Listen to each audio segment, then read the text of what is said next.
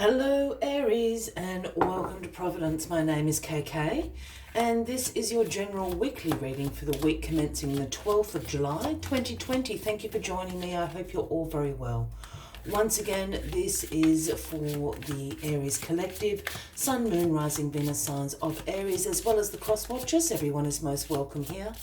And as always, please be reminded that this is a general weekly reading and only to take what resonates with you and leave the rest for somebody else out there in the collective Aries. Well, the Two of Cups is where we start your weekly reading, and the Two of Cups is about partnerships, mutual attraction, unified love, divine feminine, divine masculine coming together there with the universe. And I use the word partnership very specifically because, yes, this is a card about relationships, but it's also a card about that broader sense of partnerships. You know, they absolutely can foretell a business partnership coming into being. There's still a mutual attraction there for client and company, etc., if you want to think about it like that. But for the majority of you Aries, this is about unified love in relationships and mutual attraction. Perhaps it's a recommitment of vows if you are happily partnered up. For those that are single, there's certainly, this card would suggest that there is a unified love coming in, new relationships, new partnerships. The other meaning of this card, if you're happily single, you're not looking for a partner, you're not looking for a business partner as such. This can just be a unified love, a self-love within yourself. You coming into alignment with the divine masculine and the divine feminine sides of you with the universe. But definitely love, attraction, partnerships, relationships. This is what the Two of Cups is all about. And I would think for a lot of you Aries out there, this is about new relationships coming into your life. Wonderful way to start the weekly reading. Let us get all these cards on the deck for you, Aries. We'll get a little bit deeper into the weekly reading for you. All right, card at the bottom of the deck this week, the overarching energy is you, Aries. This is you and your personal power as the King of Wands. You are the natural born leader. People will follow you, Aries. You have a great entrepreneurial spirit, Aries. You're very determined, but you're very warm and vibrant. That's why people come to you, you know, to follow you. You're very honourable.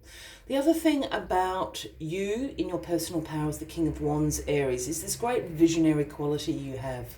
You're very good at taking inspiration or seeing potential in ideas, in people, and turning that into something very successful, into a new beginning. Perhaps you see potential in somebody, this new relationship beginning for you here with the Two of Cups. You can see the potential in them. That's very exciting, Aries. All right. We've got the Seven of Swords crossing you this week and crossing this relationship partnership card here. And the Seven of Swords does speak about someone getting away with something. This is the sneaky, sneaky card. This card can represent deception, can represent betrayal. So perhaps just take things slow if new people are coming into your life, new relationships, romantic, platonic, or otherwise. Just take things slow this week. Because I feel I'm picking up more on a deception here rather than a betrayal. I don't think it's an existing relationship. I think somebody that's coming into your life could be being a little bit deceptive. So just keep an eye on that. Take things slow.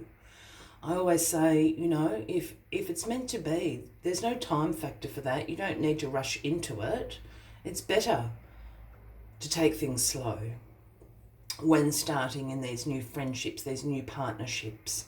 If this Two of Cups here for you and you were resonating with this idea of it being a business partnership, again, just take things slowly. Check out the facts, because there's some little deception going on here. All right. Well, the Queen of Pentacles is in your past position this week, Aries.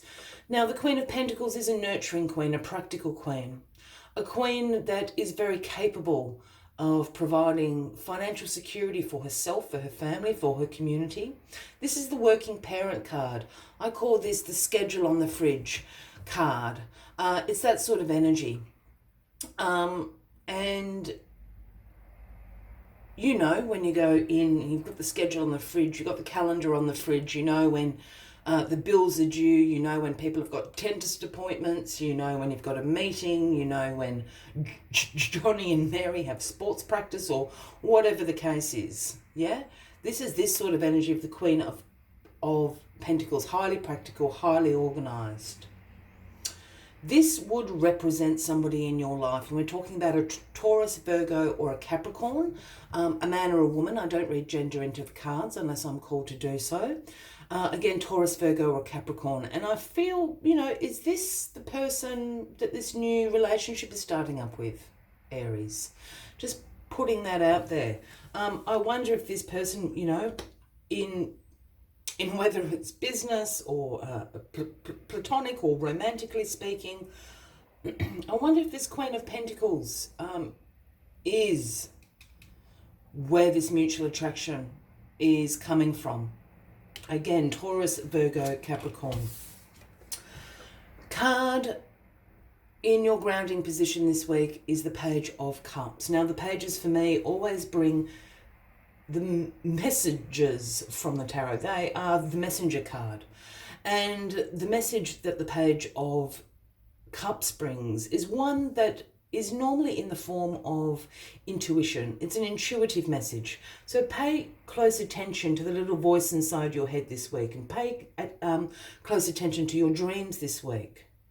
We tend to receive intuitive messages in our dreams. If you practice yoga or meditation, pay attention again to the insights you might have. That's your intuition speaking, and that's how the Page of Cups operates.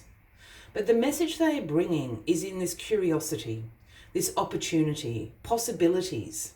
And I always see those as possibilities and opportunities that are right in front of you, but you've never considered them or looked at them in that way. And I have a feeling this is about this Queen of Pentacles.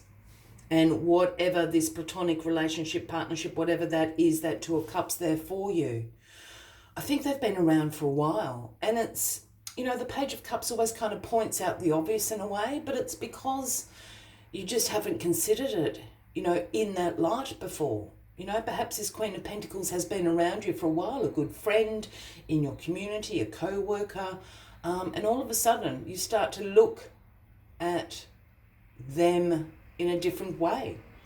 And that's the message the Page of Cups is bringing in, one of opportunity, one of possibilities.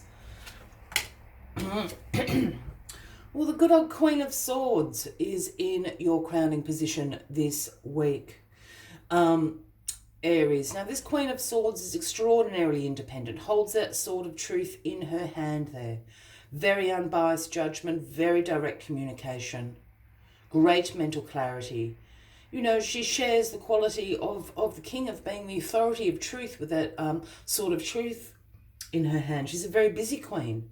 She does not suffer fools. She, you know, has no qualms about chopping off the head of someone who wastes her time with that sword of truth right there. I love the Queen of Swords. I feel this Queen of Swords is again somebody you know, and we'd be speaking about a Gemini, Libra, or an Aquarian. And I feel that they're